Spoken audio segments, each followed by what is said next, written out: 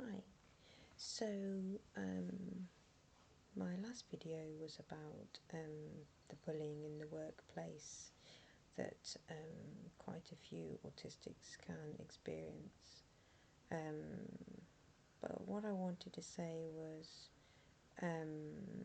ideas of how to avoid that if it's possible, because nobody deserves it. So I was going to say, seek out advice online from charities, autistic charities. Google it, find out what bullying is. Like I said, the subtleties, because it does count. Maybe write down things that are happening, events, lists, any kind of I was bullied through email at one point, so at least I had that in my emails, which is evidence. Go to, like I said, I think it's ACAS.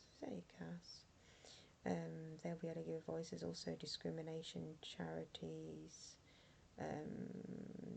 for disabilities. So there are some places you can go to get advice. There's advice. We'll be able to give you advice on that. And what I kind of suggest for autistics, I don't really advise office situations, unless of course what type you are, if you can handle that. I don't mean because you can't handle it, I just mean it can be nonsense for us, because there's often in most workplaces politics, people competing. I mean, you've only got to watch Apprentice where you see they backstab each other. That isn't how autistics work. We wouldn't work like that. So it's what's suitable for us, and I can give some employment advice where it comes to this sort of thing.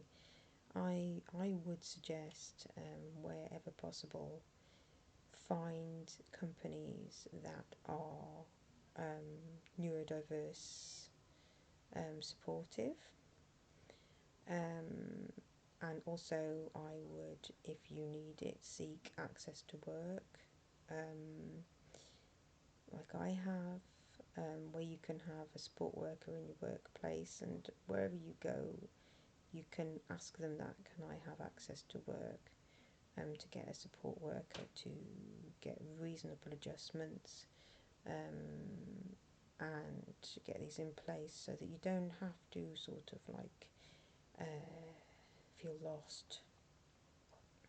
Now, it all sounds great. It's not always very well organised, this. I know that, say, someone I know recently joined a government, part of the government, and they think meant to have their own type of access to us, and they haven't really addressed it very well themselves and left this person hanging, sort of thing. So, getting support from places as much as you can, it's a good idea. I do definitely recommend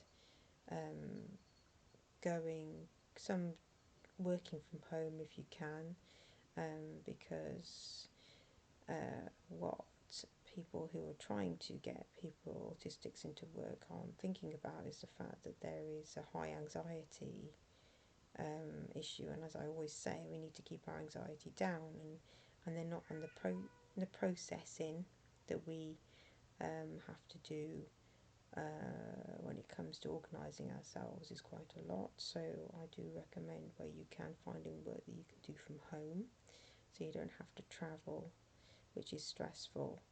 And also, you wouldn't have to be around the office environments where there can be quite a bit of politics.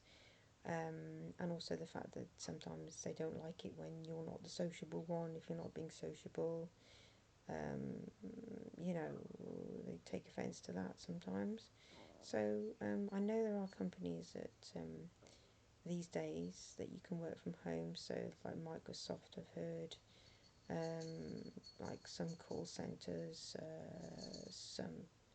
there's quite a few things. There's a list I've got of companies that potentially are quite good. Office of National Statistics, am I getting that right? If I said that the right way, I always say it wrong way around. National Statistics Office, one of those. Work from home. So there's companies that will do working from home. I recommend looking into those and trying that.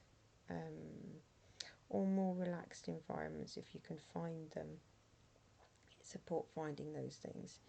I don't find careers advisors and things are as good. I mean, I gotta say, I talk to some brilliant people from the Department of Work and Pensions these days, locally to me, and they really look into these things and want to support. Some are fantastic, and I got lovely relationships with them, and they will contact me whenever they come across someone autistic or ADHD, and I'll chat with them, and they really want to secure things.